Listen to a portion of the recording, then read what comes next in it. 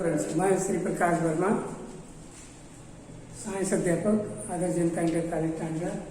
कक्षा 10 के विद्यार्थियों के लिए रासायनिक क्रिया पाठ 1 का पार्ट 3 आपको बताना चाहते हैं। संतुलित रासायनिक समीकरण का क्या तात्पर्य? संतुलित रासायनिक समीकरण का तात्पर्य या महत्व अर्थात जानते हैं आप। संतुलित रासायनिक समीकरण में आप देखिए, अभिकारक में उपस्थित तत्वों के परमाणुओं का कुल परमाणु भार और उत्पाद में उपस्थित तत्वों के परमाणुओं का कुल परमाणु भार दोनों आपको बराबर मिलेगा, जिससे द्रव्य के अविनाशता के नियम की सिद्ध होती, जिससे द्रव्य के अविनाशता के नियम की पुष्टि होती है। आपने देखा है कि पढ़े हुए कक्षाओं में कि द्रव्य अविनाशी है। किसी भी रासायनिक क्रिया में द्रव्य पुनः उत्पन्न किया जा सकता है, ना नष्ट किया जा सकता है, केवल एक रूप से दूसरे रूप में परिवर्तित किया जा सकता है। तो यहाँ इस संतुलित रासायनिक समीकरण में ये बात स्पष्ट हो जा रही है। आपको देख रहे हैं नाइट्रोजन का यहाँ अभिकारक में आपको नाइट्रोजन और हाइड्रोजन दो गैसें हैं, N2 + 3H2, और ये बन रहा आपका 2NH3 अमोनिया गैस उत्पाद में आपको मिल रहा है। तो यहाँ पर देख रहे हैं नाइट्रोजन का अणुभार आपको 14 दूनी, नाइट्रोजन का परमाणु भार 14 होता है, तो 14 दूनी 28 होगा। हाइड्रोजन का परमाणु भार 2 2 3 6 हो जाएगा, तो 28 और 6 कुल 34 इसका द्रव्यमान हुआ अभिकारक। अभिकारक का कुल द्रव्यमान आपको 34 मिला। उत्पाद में देखिए, नाइट्रोजन का परमाणु भार 14, हाइड्रोजन का 1 × 3, तो 14 और 3 ये हो गया 17, और 17 को आप 2 से गुणा करेंगे, पूरा 2 और 17 दूनी 34। तो यहाँ आप देख रहे हैं अभिकारक का परमाणु भार 34, उत्पाद का परमाणु भार 34, जो द्रव्य के विनाशता के नियम की पुष्टि करता है। दूसरी चीज आपको हम बताना चाहते हैं कि रासायनिक अभिक्रिया के प्रकार था, टाइप ऑफ केमिकल रिएक्शन। तो रासायनिक अभिक्रियाएं कई प्रकार की होती है, लेकिन फिलहाल यहाँ निम्न प्रकार की आपको रासायनिक अभिक्रियाएं बताई जा रही है, जैसे योगात्मक या संयोजन अभिक्रिया, दूसरा है वियोजन अभिक्रिया, तीसरा विस्थापन या प्रतिस्थापन अभिक्रिया, द्विविस्थापन अभिक्रिया, उपचय तथा अपचय अभिक्रिया। तो सबसे पहले योगात्मक या संयोजन अभिक्रिया में जैसे C+O2 = CO2, कार्बन को ऑक्सीजन की उपस्थिति में जलाया जाए तो कार्बन डाइऑक्साइड गैस बनता है। इस तरह H2 + O2, हाइड्रोजन और ऑक्सीजन जैसे जलाने पर और दाब देने पर ये H2 द्रव में परिवर्तित हो रही है। तो इस तरह आप देख रहे हैं योगात्मक या संयोजन क्रिया में अभिकारक की संख्या कई है और उत्पाद आपको एक ही मिलेगा, अर्थात 2 या 2 से अधिक अभिकारक जब परस्पर मिलकर कोई एक नया रासायनिक उत्पाद बनाते हैं तो ऐसी अभिक्रिया योगात्मक या संयोजन क्रिया कहलाती है। जैसे C+O2 CO2, S+O2 SO2, इसका H2 और O2 H2O जल बन जा रहा है। तो इस तरह देख रहे हैं आप, इन सभी अभिक्रियाओं में भी इसके पहले भी लिखा गया था N2 + 3H2 = 2NH3, nitrogen hydrogen से अमोनिया बनती है। H2 + Cl2 मिल जाएगा आपका 2HCl, हाइड्रोजन क्लोराइड। तो इस तरह से ऐसी रासायनिक क्रियाएं जिनमें अभिकारक की संख्या 2 या 2 से ज्यादा होती है और ये मिलकर कोई एक नया उत्पाद बनाते हैं, तो ऐसी रासायनिक क्रिया को योगात्मक या संयोजन क्रिया कहते हैं। दूसरा वियोजन रासायनिक क्रिया, वियोजन का मतलब टूटना से है। वियोजन जब कोई एक अभिकारक 2 या 2 से अधिक भागों में वियोजित होकर नया उत्पाद बनाता है, तो ऐसी अभिक्रिया वियोजन अभिक्रिया कहलाती है। जैसे पोटेशियम क्लोरेट KClO3 को अगर आप गर्म कर दीजिए तो ये 2KCl प्लस 3O2 में टूट जाता है। पोटेशियम क्लोरेट हानिकारक है, पोटेशियम क्लोरेट। यहाँ देख रहे हैं पोटेशियम क्लोरेट, इसको आप गर्म करते हैं तो ये जो है पोटेशियम क्लोराइड और ऑक्सीजन गैस में टूट जाती है। ऑक्सीजन गैस बनाने का एक तरीका, ये त्रिभुज का निशान गर्म करने को इंगित करता है। आप देख रहे हैं ये एक अनुत्क्रमणीय क्रिया है, एक ही दिशा में चलेगी। तो यहाँ पोटेशियम क्लोरेट को आप जब गर्म करते हैं तो अभिकारक आपका पोटेशियम क्लोरेट है, और गर्म करने पर पोटेशियम क्लोराइड तथा जल में तथा ऑक्सीजन गैस में वियोजित हो जाता है। इस तरह पोटेशियम क्लोराइड एक अभिकारक है और वियोजित होकर यह एक से अधिक उत्पाद बना रहा है। इस तरह अमोनियम क्लोराइड यानी H4Cl, इसको भी आप ऊष्मा दे दीजिए, ये टूट जाएगा NH3 plus HCl। Ammonium chloride नवसादर को आप ऊष्मा देते हैं, यह अमोनिया और HCl में टूट जाता है। ये एक अनुत्क्रमणीय क्रिया है, ठंडा करेंगे जुड़ जाएगा और गर्म करेंगे टूट जाएगा। तो ऐसी अभिक्रिया जो दोनों दिशाओं में चलती है उसको उत्क्रमणीय अभिक्रिया कहते हैं। तो यहाँ पर देख रहे हैं कि वियोजन अभिक्रिया तीन तरह से होती है। एक है ऊष्मीय वियोजन, दूसरा है विद्युत वियोजन। जैसे जल है H2O में थोड़ा सा अम्ल या क्षार मिलाकर और उसको उसके विलयन में विद्युत प्रवाहित की जाए तो यह H2 और O2 में टूट जाता है, हाइड्रोजन और ऑक्सीजन गैस में टूट जाता है। कहने का अर्थ इससे सिद्ध हो जाता है कि जल एक यौगिक है। कहने का अर्थ देख रहे हैं कि जल को एक अभिकारक जो है ये विद्युत की उपस्थिति में दो या दो से अधिक भागों में वियोजित होकर नया उत्पाद बना रहा है। जल से हाइड्रोजन और ऑक्सीजन दो गैसें आपको प्राप्त हो रही है जल के विद्युत वियोजन से।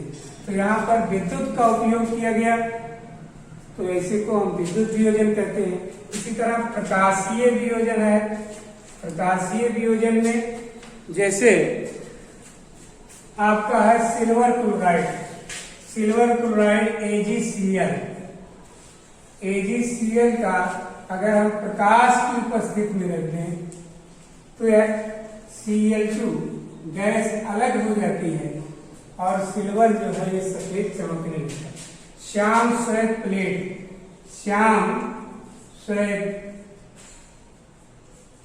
प्लेट अर्थात फोटोग्राफिक प्लेट में सिल्वर क्लोराइड को प्रकाश की उपस्थिति में रखते हैं। धूप में रखने पर क्लोरीन गैस इससे विस्थापित हो जाती है और सिल्वर जो है ये सफेद होकर चमकती है। तो इसका उपयोग आप निगेटिव वगैरह हम देखते हैं तो श्याम श्वेत प्लेट में जो है ये वियोजन क्रिया से हो रही है और ये प्रकाशीय वियोजन। इस तरह आयनिक वियोजन भी है। जैसे जल में अगर हम लोग NaCl को एक्वस विलयन का मतलब जलीय विलयन तो Na प्लस और प्लस Cl माइनस, तो ये सोडियम आयन और क्लोराइड आयन में टूट जाता है। और अगर यह आयन ज्यादा रहेंगे तो जुड़ जाएगा। ये भी एक उत्क्रमणीय क्रिया है। तो यहाँ पर देख रहे हैं कि वियोजन क्रियाएं जो है विभिन्न घटकों से, कार्य को ऊष्मा देने से होता है ऊष्मीय वियोजन, विद्युत प्रवाहित करने से होता है विद्युत वियोजन, प्रकाश की उपस्थिति में होता है प्रकाशीय वियोजन। इस तरह अगर जल की उपस्थिति में हो रहा है तो जिसे जलीय वियोजन, एक्वस विलयन मतलब जलीय विलयन। कोई भी साल्ट जो है जब हम जल में घोलते हैं तो अपने आयनों में वियोजित हो जाता है। तो इस तरह से ये वियोजन क्रिया आपने देखा। अब तीसरा आपको बता दें प्रतिस्थापन क्रिया। कभी कभी होता क्या है कि जैसे आप देख रहे हैं कॉपर सल्फेट CSO4, इस कॉपर सल्फेट यौगिक से मतलब कॉपर सल्फेट के विलयन में अगर हम लोहे की कील प्रवाहित कर दें तो लोहा जो है ये कॉपर सल्फेट यौगिक से कॉपर को हटा करके उसके स्थान पर खुद जुड़ जा रहा है। यह FeSO4 प्लस यानी कि कॉपर सल्फेट के विलयन में जो है अगर हम लोहे की कील डाल दें तो देख रहे हैं कि लोहा जो है कॉपर सल्फेट के विलयन से कॉपर को विस्थापित कर दे रहा है, इसलिए ऐसी अभिक्रिया को विस्थापन या प्रतिस्थापन अभिक्रिया कहते हैं। अर्थात जब किसी यौगिक से परमाणु या परमाणु के समूह को किसी दूसरे परमाणु के द्वारा हटा दिया जाता है तो ऐसी रासायनिक अभिक्रिया को विस्थापन या प्रतिस्थापन रासायनिक अभिक्रिया कहते हैं। इसी तरह द्विविस्थापन अभिक्रिया है, जैसे सिल्वर नाइट्रेट ले लीजिए और पोटेशियम क्लोराइड। तो सिल्वर नाइट्रेट और पोटेशियम क्लोराइड, यहाँ अभिकारक में आपको दो मिल गए, सिल्वर नाइट्रेट AgNO3 और पोटेशियम क्लोराइड दोनों का विलयन है। और जो दोनों को इनको मिलाया जाता है तो यह अभिकारक के आयनों में अदला बदली हो रही, कहने का सिल्वर आयन जो है ये क्लोराइड आयन के साथ आ रहा है और पोटेशियम आयन जो है ये नाइट्रेट आयन के साथ मिल रहा है। तो AgCl प्लस KNO3, तो यहाँ कहने का दोनों एक दूसरे के द्वारा हटाए जा रहे हैं। तो यहाँ पर देख रहे हैं कि अभिकारक दो हैं, दो यौगिक हैं, सिल्वर नाइट्रेट और पोटेशियम क्लोराइड। अभिकारक में आपको दो यौगिक मिले और उत्पाद में भी आपको दो मिल रहा है। यहाँ सिल्वर क्लोराइड का सफेद अवक्षेप मिल जाएगा, तो सिल्वर क्लोराइड का सफेद अवक्षेप आपको प्राप्त होगा और पोटेशियम नाइट्रेट भी मिल रहा है, तो दो यौगिक मिल रहा है, इसलिए इसको द्विविस्थापन अभिक्रिया कहते हैं। अर्थात जब किसी रासायनिक अभिक्रिया में दो अभिकारकों के घटकों के अदला बदली से दो नए उत्पाद बनते हैं तो ऐसी रासायनिक अभिक्रिया को द्विविस्थापन रासायनिक अभिक्रिया कहते हैं। इसी तरह उपचय और अपचय रासायनिक अभिक्रिया है। उपचय और अपचय रासायनिक अभिक्रिया, उपचय और अपचय रासायनिक अभिक्रिया आप दूसरे समीकरण से देख लीजिए, कॉपर वाले पे देख सकते थे।